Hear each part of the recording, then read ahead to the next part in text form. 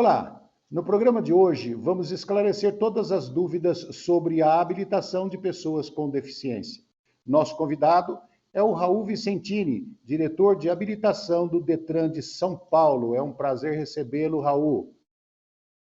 A honra é minha, Roberto, poder participar do seu programa, líder de audiência na nossa TV Câmara, dizer que o Detran de São Paulo tem se esforçado muito, né, de poder atender bem o cidadão, de poder fazer com que os serviços públicos, né, que já tem uma qualidade de excelência, no atendimento presencial, agora também no atendimento digital, possa fazer com que as pessoas tenham mais condição de resolver a prestação do serviço público com mais comunidade, com mais facilidade. Então, é importante passar essas informações para o cidadão, para o cidadão aqui paulistano que acompanha muito bem o trabalho do Detran e do governo de São Paulo. Que bom, eu estava falando antes da gravação que eu renovei minha carta recentemente e fui muito bem atendido. Foi agendado pelo computador, agendado um horário. Eu estive aí, fiz o exame médico e saí em menos de 30 minutos, eu saí com a carta renovada. Então, parabéns, porque eu estava acostumado com o Detran de antigamente, que você ficava ali de joelho implorando, né, em um mês para sair a carta. A coisa melhorou bastante. Ô, Raul, como é que funciona o processo de habilitação para pessoas com deficiência? Quais as diferenças se compararmos com o processo tradicional? Fazendo dessa tua observação, dizer que hoje nós temos um processo de renovação simplificado. Então, o cidadão ele não precisa ir até posto do Detran, nem no poupa-tempo. Ele consegue fazer pelo site o agendamento diretamente no consultório médico. Então, ele tem essa facilidade de não precisar ir nos postos do Detran e nem nos postos do poupa-tempo, como era antigamente. Se ele quiser ir até o poupa-tempo, ainda nós temos a agenda que prevê o atendimento da renovação do serviço de atendimento médico, de perícia. Mas hoje o cidadão ele usa praticamente, ele faz o reuso da biometria e com o reuso dos dados, que é a imagem, foto e biometria, ele praticamente ele renova a CNH, ele recebe um token digital, que é um código de validação, e ele pode inclusive sair do atendimento médico, depois já aprovado, de ser considerado apto, e baixar o aplicativo Carteira Digital de Trânsito, ele consegue ali ter sua CNH digital. Então, é mais uma facilidade para que as pessoas possam usufruir do serviço com um horário marcado, dia, no consultório médico, no ar-condicionado, com toda a condição ali que prevê as clínicas credenciadas do Detran. As pessoas têm uma certa dificuldade de entender, né, um processo, que é o processo PCD. É evidente que você tem aquele processo de primeira habilitação para o cidadão que já tem algum tipo de restrição. Então, ele vai se habilitar nessa condição restritiva, né? E tem aquele cidadão que, no decorrer do tempo, ele acaba adquirindo algum tipo de restrição, né?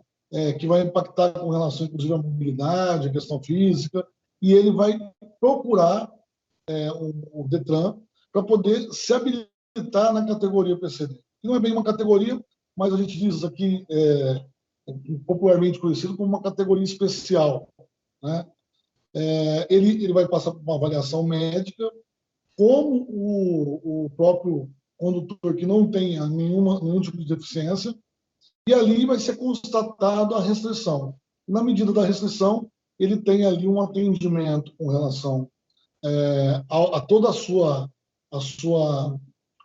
formação daquele momento em diante, para que ele tenha um carro adaptado, um carro automático, para que ele possa facilitar em conduzir o seu veículo com mais mobilidade e com mais tranquilidade, para que ele não cause aí no dia a dia uma insegurança viária do ponto de vista de não ter a condição necessária de conduzir o veículo e causar, e se lesionar e ter algum tipo de acidente. Quer dizer, a preocupação do Detran e a responsabilidade, inclusive, do Detran em dar uma carta a uma pessoa com deficiência, nós estamos falando aqui de pessoa com deficiência, e por conta de uma inadequação ele causar um acidente, o Detran pode ser responsabilizado por ter deixado essa pessoa dirigir. Quer dizer, de forma inadequada, não é isso? Daí tem toda uma questão de uma cadeia de responsabilidade, né? A primeira diz respeito ao médico perito.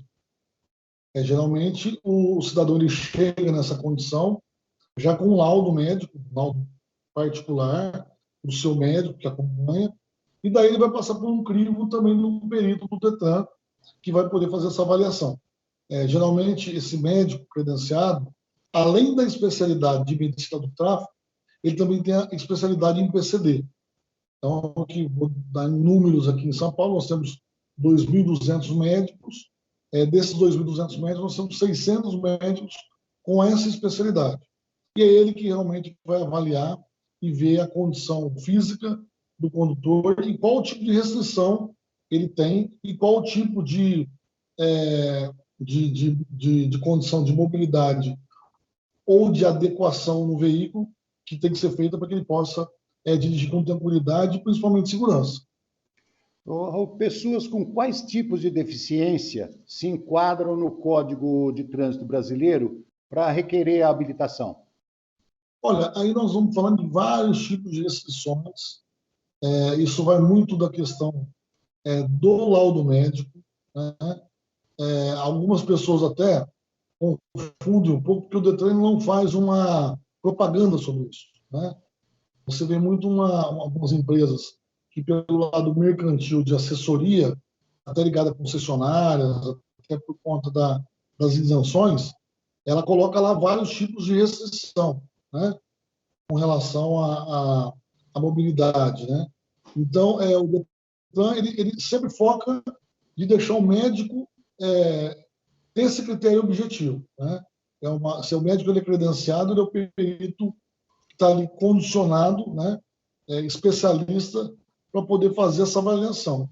E daí, se você olha a propaganda do dia a dia, você vai ver lá em vários tipos de CIDs, né, que correspondem aos códigos de doenças, né, bicos de papagaio, hérnia de disco, enfim, várias situações que você vê, mas que, na realidade, muitas delas não te dão o direito exatamente a você adquirir a CNH-PCD.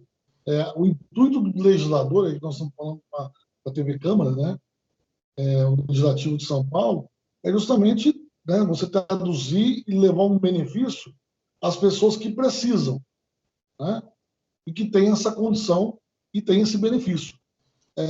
Por vezes, nem condutores são, porque você pode adquirir também a condição de isenção PCD sem ser motorista, sem ser condutor.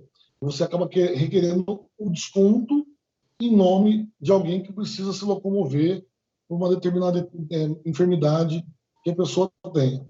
Então, agora, a habilitação PCD não, é um critério técnico e que envolve muito o profissional da medicina, que vai poder ali definir exatamente qual tipo de restrição que o cidadão tem para poder adquirir na transformação do veículo ou na adaptação do veículo uma condição de poder dirigir. É bom que a gente esclareça isso, Raul, porque tem muitas pessoas que acham, por exemplo, um absurdo eu dirigir eu que não tenho nenhum movimento do umbigo para baixo. Eu dirijo com acelerador de mão, acelerador e freio de mão. Mas é importante mostrar para essas pessoas que acham um absurdo, pessoas com deficiência dirigir, que até pessoas sem os dois braços dirigem, né? Eu tenho um amigo que ele é pintor e ele não tem os dois braços. E ele dirige, pôs o volante no pé e dirige e tem carta. Então, o Detran libera a carta para esse motorista desde que ele passe nos exames todos, né? Exame de saúde, psicotécnico, psicológico, exame de rua, de ladeira, baliza e tudo mais que tem que ser feito. Na verdade, as pessoas têm esses dias até saiu uma matéria muito bacana do ponto de vista de você ver um cidadão como exemplo, um senhor de 102 anos de idade que conseguiu renovar a CNH.